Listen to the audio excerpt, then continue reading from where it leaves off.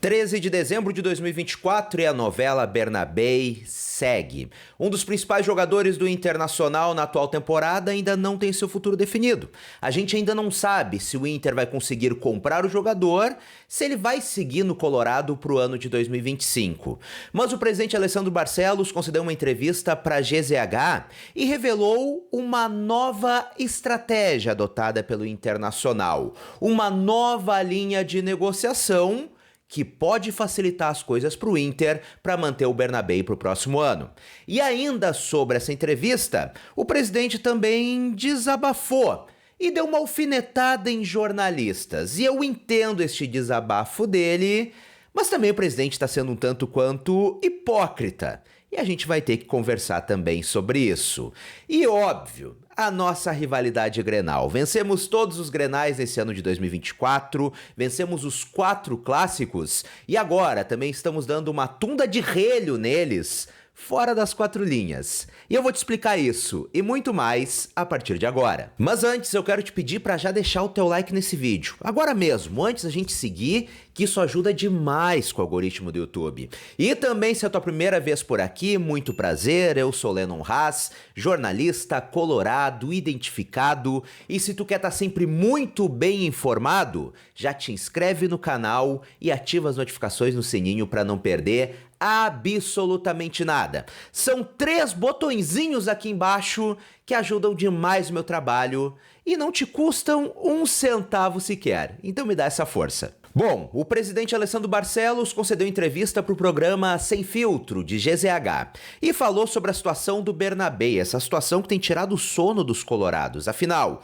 o Inter há muito tempo não tinha um ótimo lateral esquerdo como o Bernabéu se mostrou nessa reta final do ano. Só o contrato está acabando e o Inter ainda não conseguiu renovar, não conseguiu comprar o jogador, então este futuro está em aberto. E a gente sabe que o Celtic quer um valor alto pelo jogador. Inicialmente era um valor na casa dos 8 milhões de euros, mas conforme informação apurada pelo Vaguinha, o Inter já conseguiu baixar esse valor para 5 milhões de euros. Convenhamos, ainda é muito dinheiro. Mas o presidente do Inter revelou uma nova estratégia que está sendo estudada pelo clube e costurada pelo clube. Uma estratégia para renovar o empréstimo do jogador por mais uma temporada.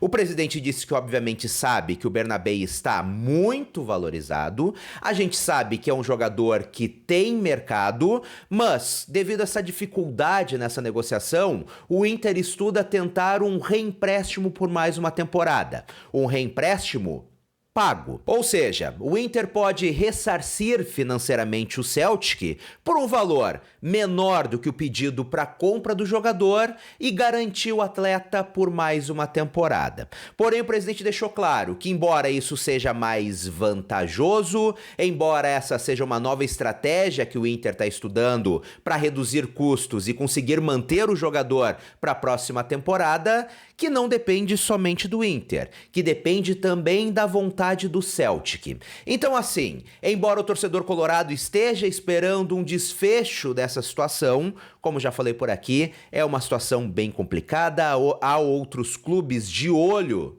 no Bernabéu, afinal, ele acabou muito bem a temporada, foi o melhor lateral esquerdo do Campeonato Brasileiro, ganhou bola de prata, então uma negociação que não é muito simples e que envolve principalmente muito dinheiro. Então, diante dessa situação, o Inter está procurando outras alternativas para conseguir manter um dos seus principais jogadores para o ano de 2025.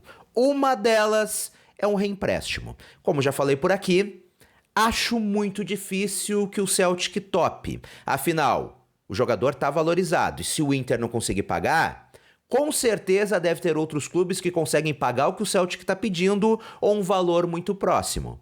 Mas a tentativa é livre, esse novo modelo de negócio está sendo estudado no Internacional. E o presidente aproveitou essa entrevista para a GZH para dar uma alfinetada nos jornalistas e também desabafar.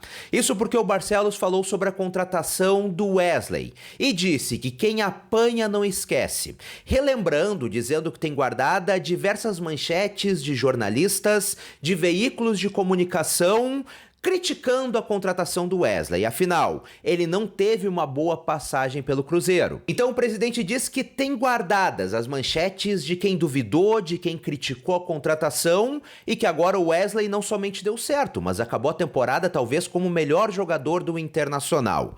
E primeiramente, parabéns para a direção do Inter, que não ouviu as críticas, teve convicção e trouxe o jogador mesmo assim.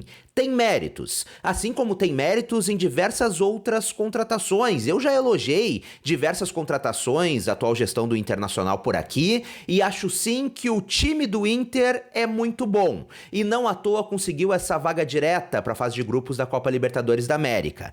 Mas ao mesmo tempo, ô presidente, convenhamos, é uma hipocrisia do cacete falar de uma contratação que deu certo pra jogar na cara de jornalistas, pra jogar na cara de quem criticou, e ignorar que também o senhor fez diversas contratações que deram muito errado. A gente tem que lembrar de jogadores como Wesley Moraes, um cara que tinha 1,90 m e não conseguia pular. A gente tem que lembrar da contratação do Johan, que veio, não se firmou e não deu certo. Do Alário, que chegou com uma baita expectativa e não se firmou. Então, assim, obviamente, a direção do Inter tem méritos, tem créditos por ter feito ótimas contratações, por ter investido em bons jogadores. Mas também não dá pra meter essa marra, não dá pra colocar essa unha pra fora contra a imprensa, como se o caso do Wesley fosse um retrato geral. Porque assim como tiveram muitos acertos, também tiveram muitos erros, então não dá pra citar uma coisa sem falar da outra. E além de todas as tundas de relho, como a gente diz aqui no Rio Grande do Sul,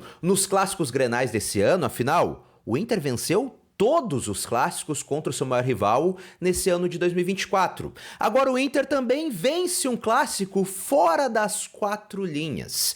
Isso porque, conforme levantamento feito pelo site do Globo Esporte, o Inter tem quase 10 mil sócios a mais em dia do que o seu maior rival neste momento. O Inter tem mais de 107 mil sócios em dia, enquanto o Grêmio está acabando o ano com pouco mais de 98 mil sócios adimplentes. É aquilo que eu sempre disse por aqui. O torcedor é um reflexo do que acontece dentro das 4 linhas. Se o time tá bem, se o time tá jogando bem, tá vencendo, o torcedor pega junto. O torcedor vai no estádio, vai comprar produtos licenciados, vai pagar a sua mensalidade em dia, vai se associar.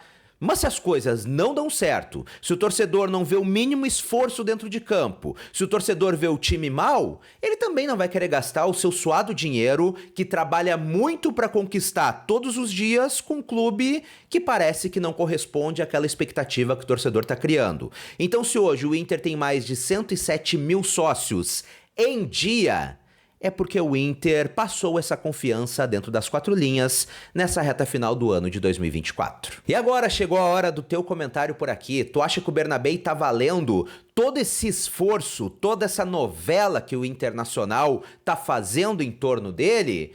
Ou tu acha que talvez seja a hora de o Inter começar a pesquisar outros nomes no mercado? Afinal, sim, o Bernabéu acabou muito bem, mas teve uma amostragem de meio ano com a camisa colorada. Comenta por aqui pra gente trocar aquela ideia. E já aproveita e comenta também sobre essa declaração do presidente em relação ao Wesley. Vamos trocar aquela ideia bacana de sempre por aqui. Um grande abraço, até a próxima e tchau, tchau!